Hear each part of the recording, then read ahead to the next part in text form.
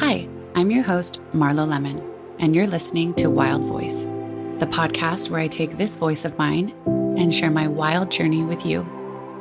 Being widowed at 34 with a 15-month-old, most would see as life ending. And instead, I alchemized it and put life back together, and it became more beautiful and fulfilling than I could have ever imagined. Through this life shift of mine, I realized who I am and what I'm here to do. I'm an intuitive energy healer, and sharing how I view the world is how I help you upgrade your life and alchemize your journey into magic. From day one, I wanted to share my journey, call it intuition, but I knew it was going to do more good out in the world than keeping it to myself.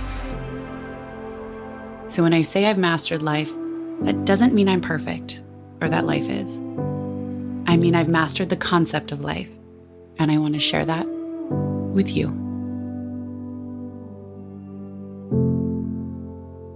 Okay, in today's episode, I want to share with you something that ironically, I'm very excited about, but it's about how to get excited about things. This is something I've learned more recently. I've actually been working towards it for quite some time, but just clicked more recently in the last couple of months, and I want to share with you what I have found out and some easy ways to make life feel more fulfilling. Now I'm going to give you a little example and give you a little story time on how this kind of came about in full circle moment. So life and what I've shared with you, it's very clear. I'm very intentional about my choices, right? Very intuitive. I check in, I do this and that. I kind of also go with the flow. There's a lot that I just let happen, but there's a tiny piece where I have to be intentional to create and direct that energy. I talked a little bit about directing energy in last week's episode with masculine and feminine energies. Same thing. I have to, although I hang out in the feminine and I'm very fluid and I like to see what happens and just go with the flow and what feels right, I also have to have that percentage of intention so I actually can get things to come to fruition. With the life that I have created over time, so now I'm into this almost 5 years of this new life that I have been living with Nash, taking things, molding them, figuring out what it is I actually want. And that has been the biggest eye-opener. Get clear on what it is that you want. And I tell people the next level of that is, how do you want to feel?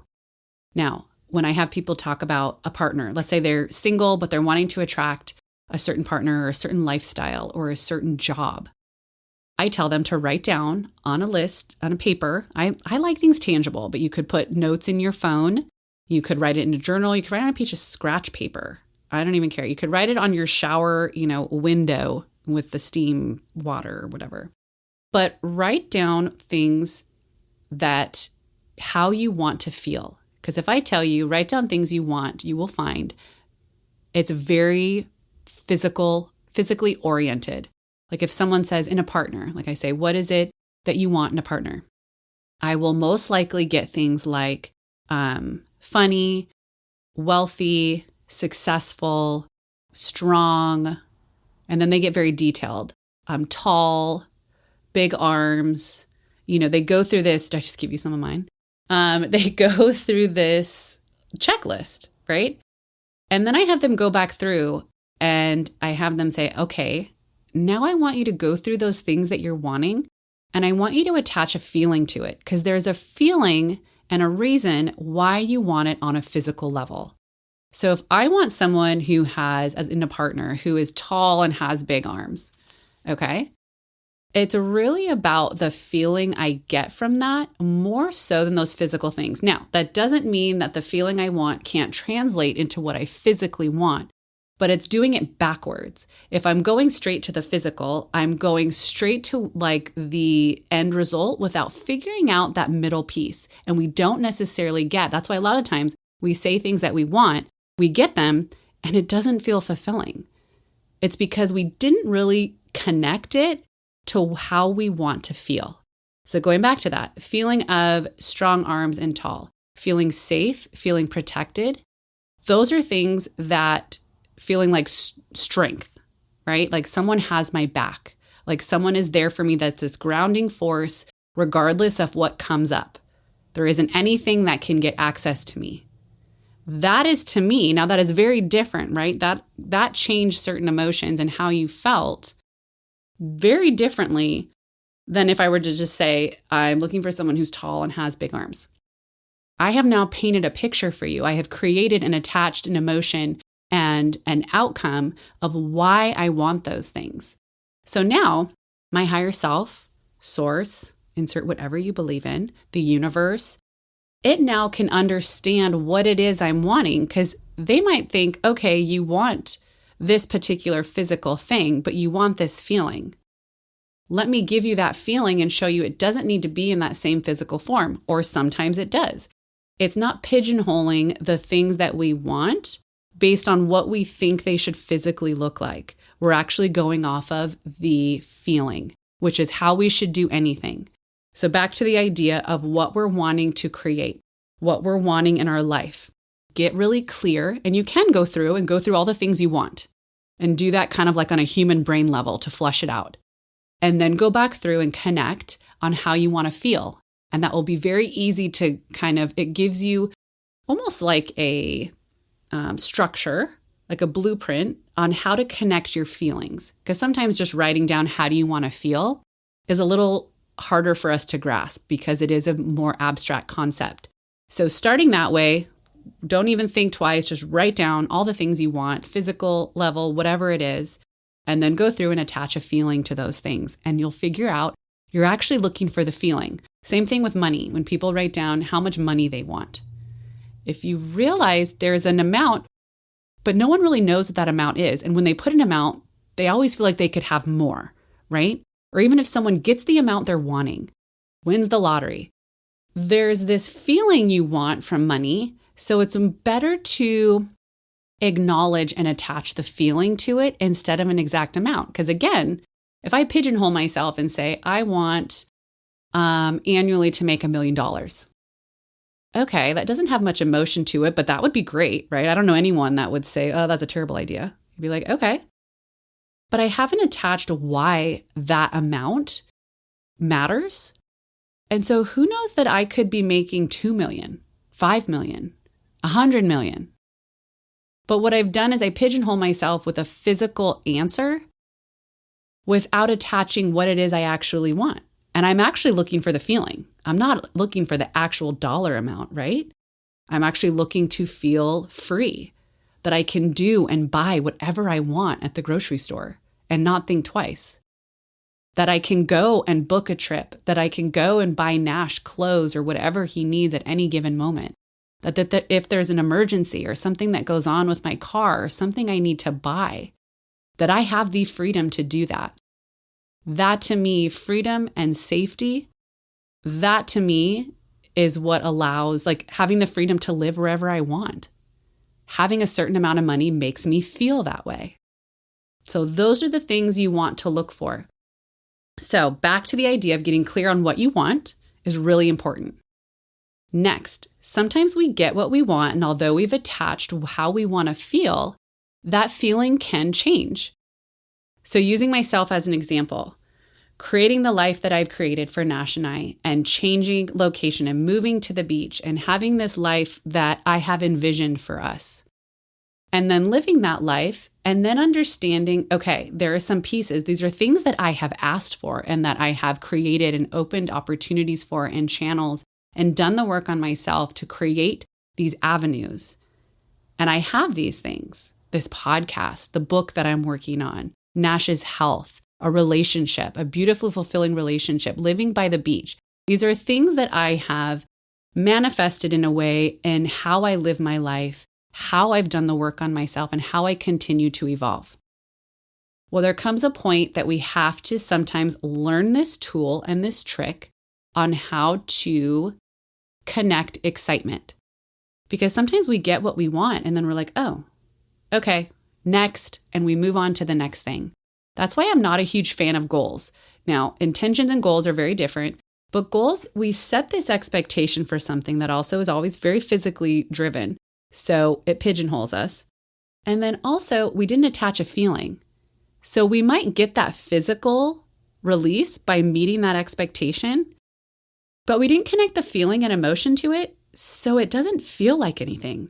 And that's why a lot of us, nothing's ever good enough, right? We're on to the next thing. We've made this amount of money. Now we need to make this amount of money to feel safe. We need to do this. We need to do that. We need to accomplish this. We need to be this type of parent. We need to accomplish this in our work. So it was the same kind of thing using myself as with the podcast. This was a huge thing to have on my list and very, very exciting and fulfilling. Huge. This is literally my heart, my life, my soul, my purpose out for the world to see. That is a huge, huge deal.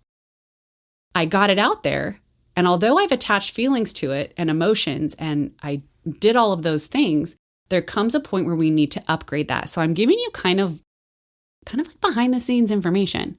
So the things that I just shared with you in the first part of this episode, those are important. And I want you to, even if you pause this episode and come back, a month later, a week later, an hour later, whatever it is, but I want you to really resonate with the fact of getting clear on what you want and how you want to feel.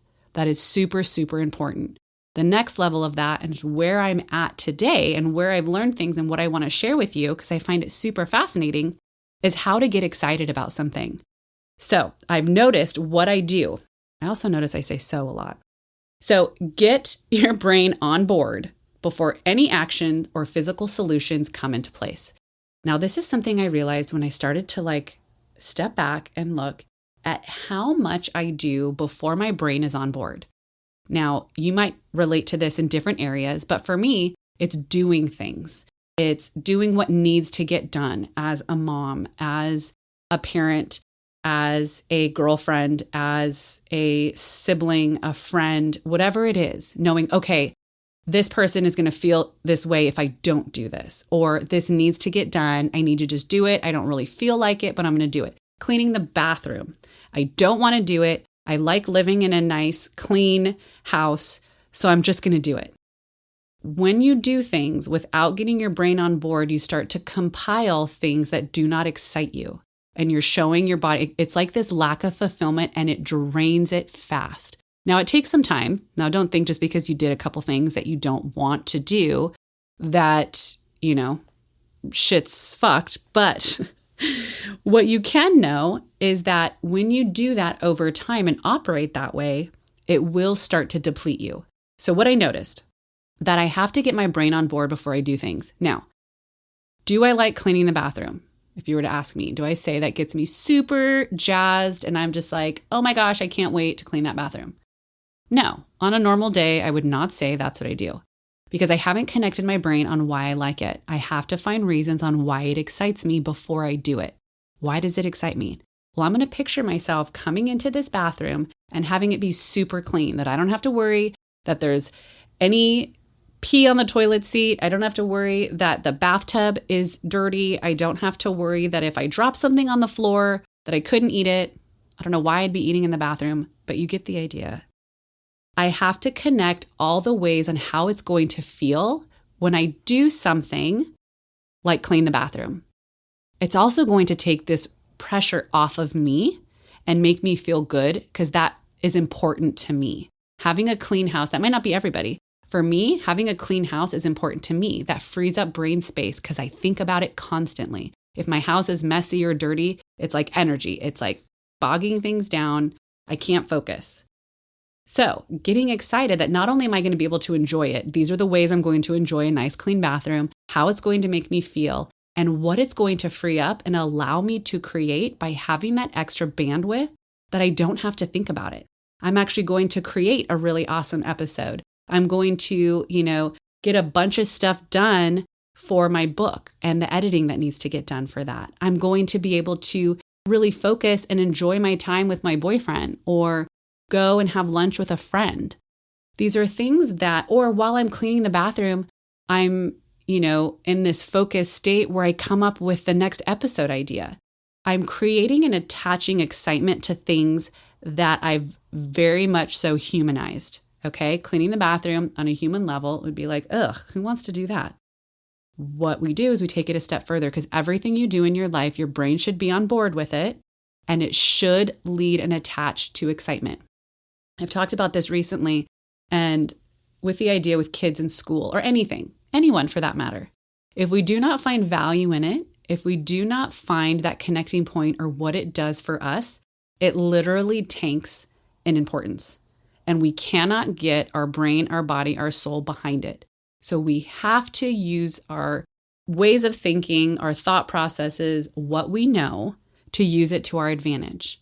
Okay? Same like with the kids in school example. If kids do not understand why this is valuable for them to go to school, let's say, finish a class, pass a class, they have no interest. Just like how if we were told to do something, but we're not connecting to why it's exciting or why it's benefiting us or what value it brings to us. If it's in our life, it has a value. Even if it's something that's uncomfortable, even if it's something we don't necessarily like, if it is a part of our story, our reality, it is there for a reason. It is there for a purpose. It is there to elevate. And we get stuck in this trap of if it's not something that on the outside sounds fun or feels good necessarily, then we push against it. Now, that is the ego pushing against things because the ego is always in fight or flight. The ego sees things, and if it doesn't feel good, it instantly senses danger. This is kind of that back in the caveman days fight or flight scenario. If it doesn't feel good, we run. Same thing with emotions, same thing with arguments in relationships, same thing with tension with kids, people that don't like confrontation. When we are presented with something, if we do not like the feeling and we do not, then the next step is we don't find value in it, then instantly it's tanked. And we aren't even accessing our 100% potential, our intuition, our soul. It's kind of like everything has gone offline. How we connect that is we connect the excitement, we connect the value. So getting clear on, here's some questions you can ask yourself. And I want you to keep these in your back pocket. When you feel like, let's say you're having a shit day, or let's say you're wanting to do something, but you can't get yourself to do it. Or let's say you've gotten what you've asked for, and it's super depressing that it's not bringing you the joy and fulfillment that you thought it would. This is where a lot of people get in that depression state. And I kind of call this spiritual depression for people that are very spiritual in the sense of how they operate and live their lives. Like myself, for example, if I have created a life and done things and I have X, Y, and Z, and I continuously with time don't feel fulfilled by it, it's very disheartening and it's very confusing and it's very heavy because you're like, I actually am alarmed because I am getting everything I'm asking for. And I'm not feeling how I want to feel. I'm not feeling fulfilled. This is the key to shifting that. Getting clear and excited about things and getting your brain on board. And these are some questions to ask yourself. What does this mean for my life? So I want you to get clear on that. Like really think with that. Think on that. What does this mean for my life? That could be a relationship. That could be a work opportunity. It could be being a parent. It could be fucking cleaning your bathroom. What does this mean for my life? What will this bring me? What will this bring into my experience that that would excite me? What is this podcast, using my podcast for an example, what does this mean for my life? It means I am opening doors and opportunities and being vulnerable and putting myself out there. What will this bring me? This will bring me connecting points and ability to help people and to potentially work with people in this space that I admire and other mentors. How will people treat me different? This is something that's really important. How do you want to be treated? You can create whatever that is. A lot of people think that it's up to outside resources. You just got to get clear on how you want to be treated. And there's certain ingredients to put these pieces together. So these are some of those ingredients for how to get excited about something. Now, this is a bonus. Now, this other one is one that I found took it to the next level and really put all the pieces together for me. So those other 3 ingredients those are what those are to get excited about something. Those are the questions to ask yourself and sit with those. Whether you just say them out loud, you think them to yourself, you write them down, it doesn't even matter. Whatever resonates with you, do that. The bonus question. Connect this to your dreams and your future. So what are your dreams of the future? And I want you to take this thing that you're contemplating or that you're wanting to get excited about or that you're wanting to connect to, and I want you to connect to your dreams of the future. And that is something like, what would be really fun to accomplish? What opportunities will you get from this? That's it. Now, sitting and actually processing this and playing with this is the fun part. And this is where I had to also connect excitement. My life is very much so always learning and growing. I joke about being a growth junkie. Sometimes you can talk to anyone who is in this space. There comes a point where you just want to be done learning. You're just tired, you want a break, and you just feel like things are coming at you. You might have felt this way in other areas of your life. It doesn't have to be spiritual growth. For me, it's this spiritual growth mindset. And there are times and days that I'm just like, fuck it, I'm so done. I just want to be done learning my lessons. Have I not learned enough already? Give me a break. And then I sit with that and I realize why that would not be exciting for me. Learning and growing is literally what excites me and what fulfills me. And when I start to step back and see what are the things that I'm not getting excited about, it's because I'm not connecting the excitement to what I'm actually getting from it, what it actually is bringing me, that I'm actually learning. And if we're not learning and growing, we are dying. And that is the last place that I want to be. The last place. I have been in that space before where I have felt like I haven't learned anything new. Now, technically that isn't accurate, right? We know we're always learning and growing, but the awareness and the intention and the excitement that I want things to be new. I want things to be different. I want to feel like things are a little clumsy. I want to try things and have them not necessarily work out how I thought they should, because this is how I get excited about learning and growing. This is how I show myself you're still alive. You're still figuring shit out. You still have a lot to learn. I know more than yesterday and less than tomorrow. And that is an exciting place to be, because I have been in the space of not learning and growing. And any time that I have had the feeling of fulfillment or excitement dip, it is because I have attached it to something that is not truly what excites me. Being to an end result and having life be extremely perfect, there was a moment there, a little hiccup, where I felt like that's what was going to excite me, getting to that end result. And that's an example of what I started with talking about in this episode.